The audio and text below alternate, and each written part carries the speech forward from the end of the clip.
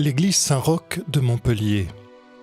Située au cœur du centre historique, cet édifice est aujourd'hui considéré comme un sanctuaire dédié à Saint-Roch, natif de Montpellier, saint guérisseur des pestiférés et patron des pèlerins.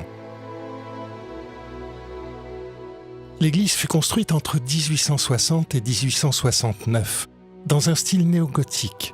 Elle est constituée de 3 vaisseaux, la nef et 2 collatéraux, dont les voûtes sont en croisée d'ogives. Les vitraux sont réalisés dans un style symboliste et art nouveau. Le vitrail qui éclaire le chœur représente Saint-Roch et son chien devant la cathédrale Saint-Pierre de Montpellier et date de 1987.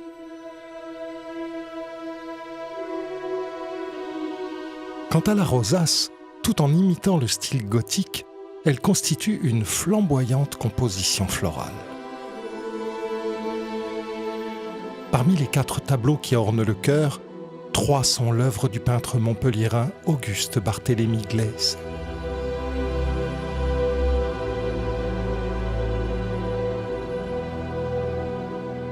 L'orgue, quant à lui, avait été initialement construit pour l'ancienne église Saint-Paul en 1845 par la fabrique d'Aublaine et Calinet.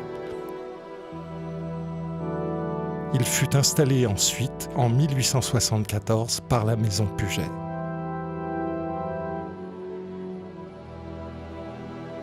Clotilde, Immaculée Conception et Libéria, nom de la mère de Saint-Roch, sont les noms des 3 cloches fondues à Lyon en 1895 par Jean-Claude Burdin. Elles sont encore sonnées à la main aujourd'hui.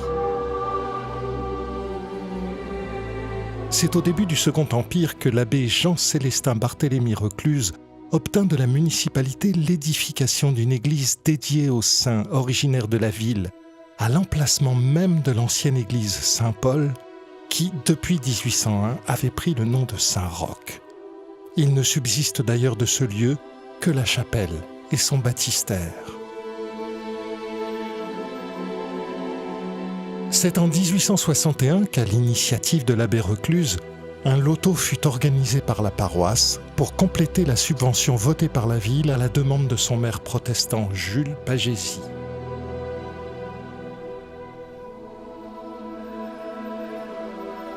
Malheureusement, le plan initial dessiné par l'architecte Jean Cassan sera abandonné faute de moyens. On renonça à construire le transept et les 2 grandes flèches qui devaient culminer à plus de 50 mètres de hauteur. Le chœur fut raccourci et limité à un seul niveau.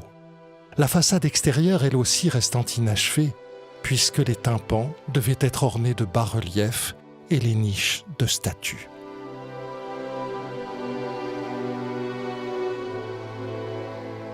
Toutefois, la merveilleuse chaire en bois sculpté et la grande statue de Saint-Roch témoignent de l'hommage grandiose que Montpellier avait voulu pour son saint. Cette statue en marbre est l'œuvre du sculpteur Baussan, qui donna à Saint-Roch les traits d'une autre figure célèbre de Montpellier, le peintre Frédéric Basille.